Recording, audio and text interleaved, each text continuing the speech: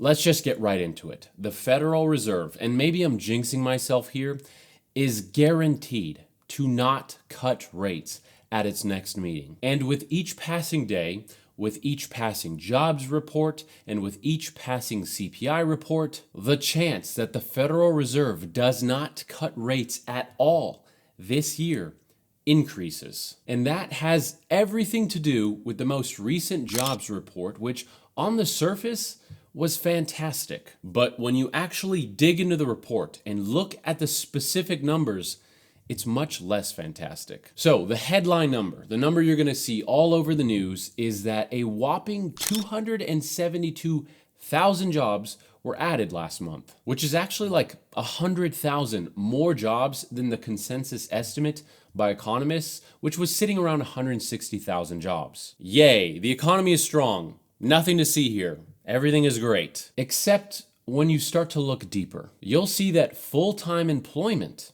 actually decreased by a whopping 625,000 jobs. Now, part-time work did increase by 286,000 jobs, which means, yes, exactly what you think it means. These numbers, which look great on the surface, are heavily driven by part-time work that usually does not have benefits. So before we even dig any deeper, comparing this to the headline number that you're going to see everywhere, how does the economy look now? If we're adding jobs, or at least it looks like we're adding jobs, yet those part-time jobs are at the expense of full-time employment, how does the economy, at least in regards to the job market or the labor market, look now? Yeah.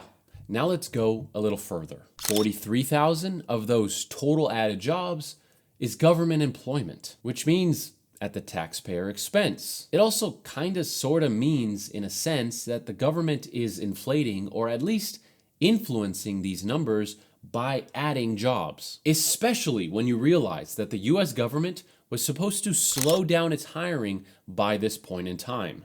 Now, this video was supposed to be about the Federal Reserve meeting, which takes place tomorrow. So bringing it back to that, two major questions. One, how does this jobs report make me so certain that the Fed will do nothing to its rate policy tomorrow? And secondly, why would I say that there is a very real chance, a non-zero chance at this point in time, that the Federal Reserve does not cut rates at all for the entirety of the year?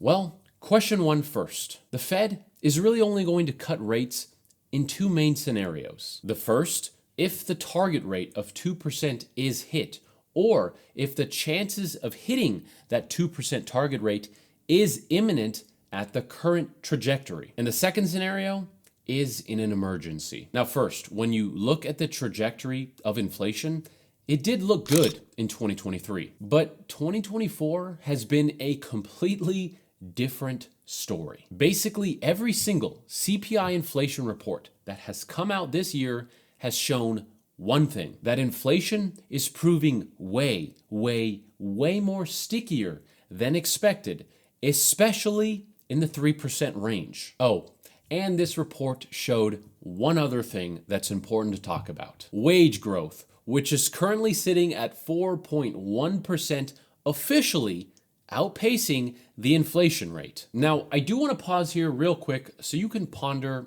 a very important question. Does it actually feel like, to you, that wages are actually outpacing inflation, or that wages are actually outpacing increases in monthly expenses? Have you seen it in your own life, in your own job, or with your friends? Because there's always two sides to this coin. There are what the numbers say, and then there are what the real people who make up this economy are actually feeling. Because if the top 1% gets a massive pay raise and everyone else doesn't, it still might skew the average to 4.1%.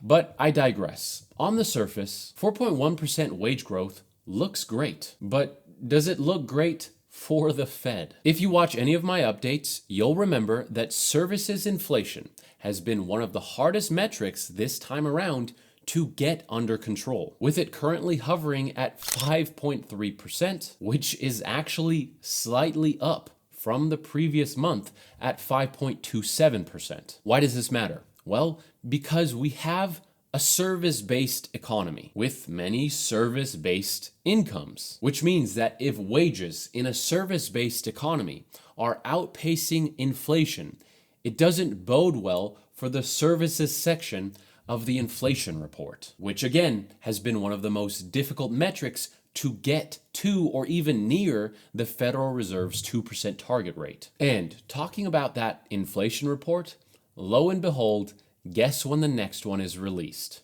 Yeah, tomorrow, right before the Federal Reserve and Jerome Powell's press conference. And I'm sure Powell will refer to this report heavily during that conference. So all in all, I guess what I'm saying with this is that the 2% target rate that the Fed is chasing is not yet imminent in its eyes. And there's no real data to support yet that it will be imminent. Wages are up, jobs growth is up, and inflation is still well above the target rate, which means the only other reason or scenario that the Federal Reserve will cut interest rates is an emergency to save the economy when it's in trouble. But again, we have strong jobs growth. We have strong wage growth. We don't have a real estate crash. We don't have a stock market crash. In fact, we kind of have the opposite. We have a housing market that is basically unaffordable, and we have stocks that are sitting at or very near their all-time highs, which means that firstly, the Fed has not yet won the fight against inflation, and secondly, they have no emergency, either currently or on the horizon, as an excuse to cut rates. And here is actually where it gets more interesting. There are only 5 meetings left this year, and the Federal Reserve has said that it was going to cut rates at least 3 times this year. And if you look at the current CME Watch Tool projections, you'll see that we have less than a 1% chance that they cut rates tomorrow, and less than a 9% chance that they cut rates at their July meeting, and less than a 50% chance that they cut rates at their September meeting. Not only that, but these percentage chances have gone nowhere but down every single time a new CPI inflation report is released. And what this means to me is that a lot of things in this economy hinge on the next CPI inflation report, which comes out tomorrow. If this report is terrible, or bad, or even just okay, the chance of getting less than 3 interest rate cuts this year skyrockets. And not just from a numbers perspective, but from a numbers of available meetings left perspective to fit in 3 rate cuts in the first place. Now, I had said at the beginning of this year in multiple videos that most people's predictions were just way too optimistic. I mean, people were predicting like rate cuts in March. I had said instead that at the very earliest, we were looking at middle of the year, perhaps even middle of the second half of the year. And you can literally go find these videos on my channel right now. But the point I'm trying to say with this is that looking at the data now, even my predictions, which at the time were super pessimistic, well, now they're starting to look a little bit too optimistic.